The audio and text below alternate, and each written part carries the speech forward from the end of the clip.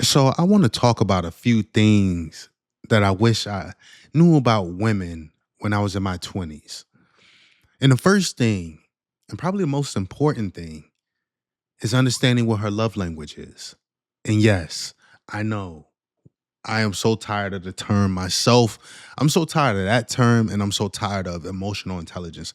Have these people be talking about emotional intelligence, lack intelligence in general.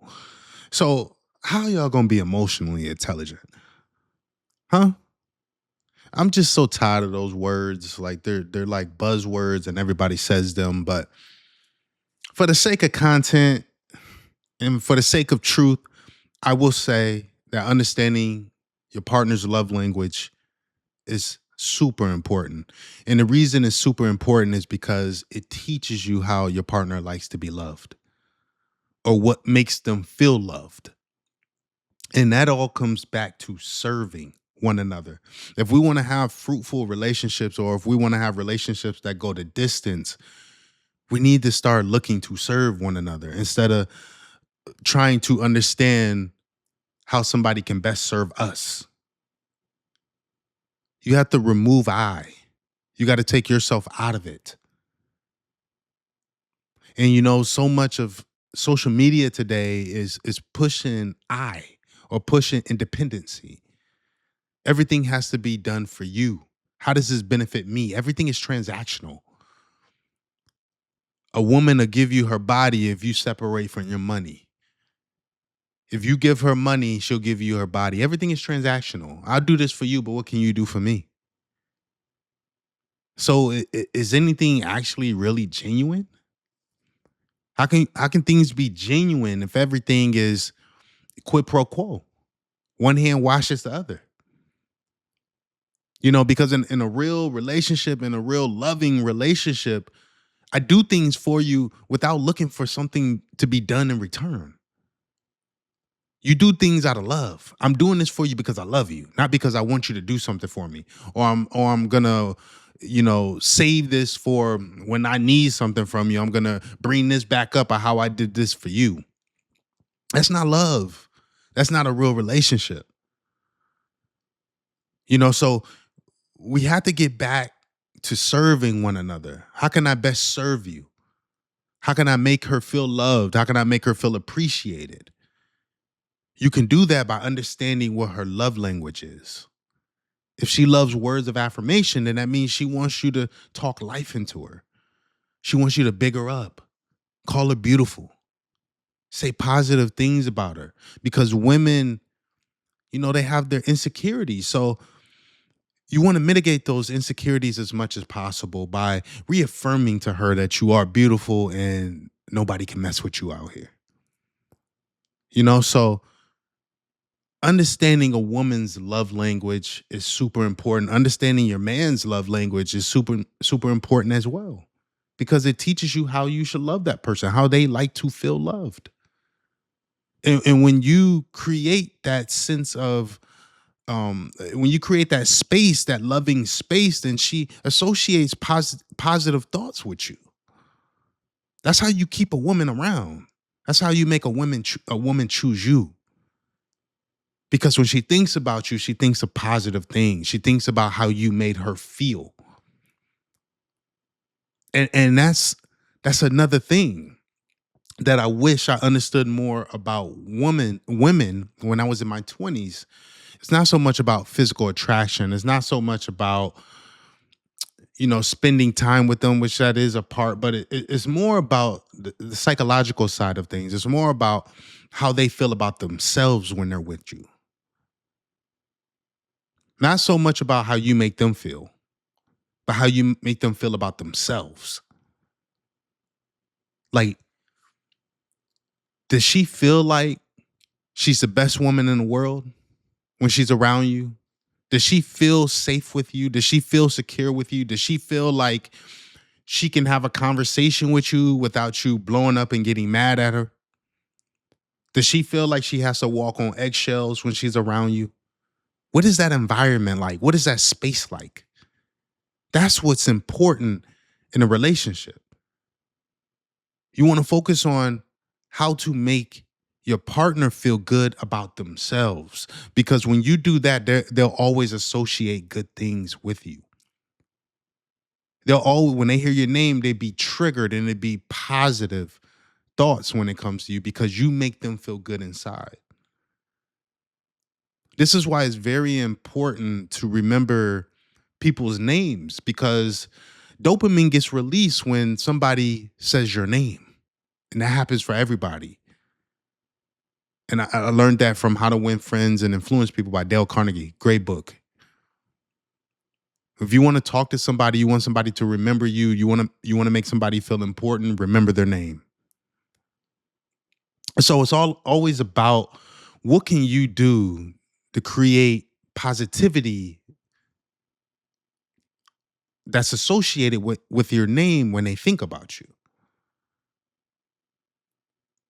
So remember, it's not so much about how you make them feel, but it's more about how you make them feel about themselves.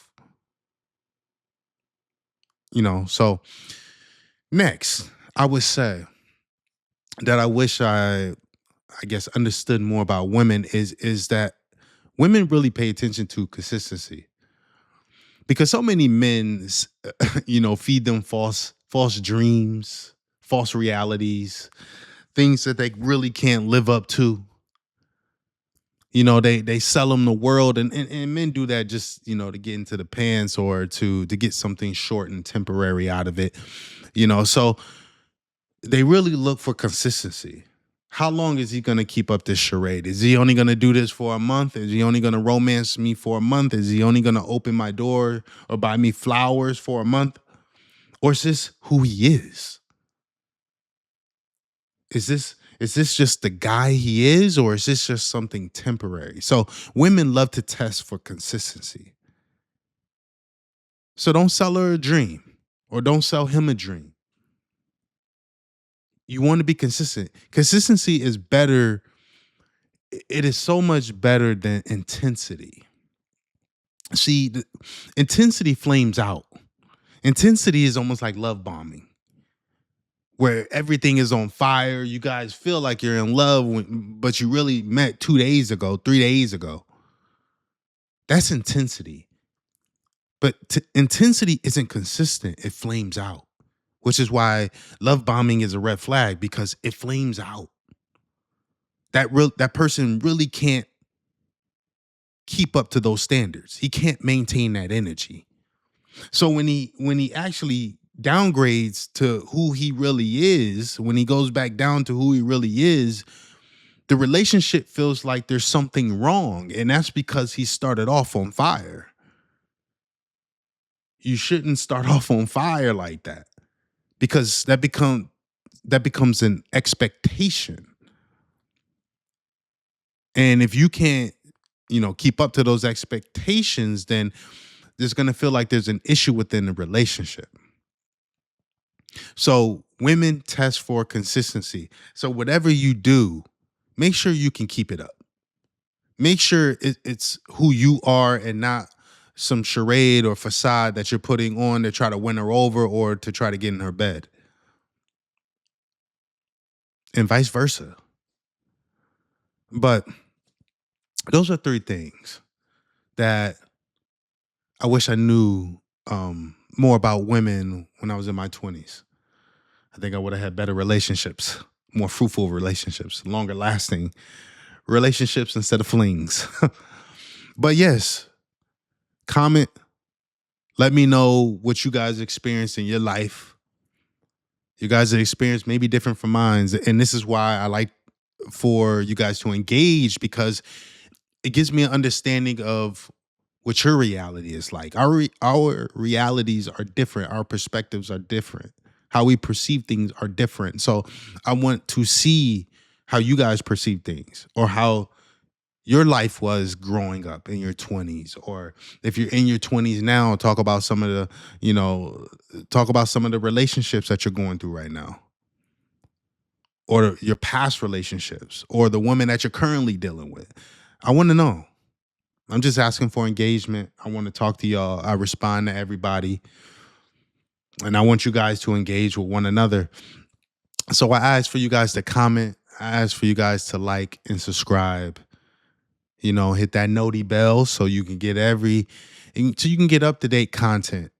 So you'll know when I'm dropping something. I'm trying to build a community where we all help each other. We get a better understanding of relationships, a better understanding of ourselves. So I think about relationships as they're a part of everybody's life. Whether it's friendship, whether it's dating, whether you're trying to make a decision to date or you're trying to make a decision to remain single, relationships is a part of everybody's life because we're social beings. So we're all built on relationships. We're all designed to socialize with one another. So let me know how you guys feel about the things that I pointed out, whether you like what I said. If you didn't like, I still want to hear, your opinion. But I thank you guys for checking out this video. I have more content on the way per usual. I'll catch you guys in the next one. I'm out.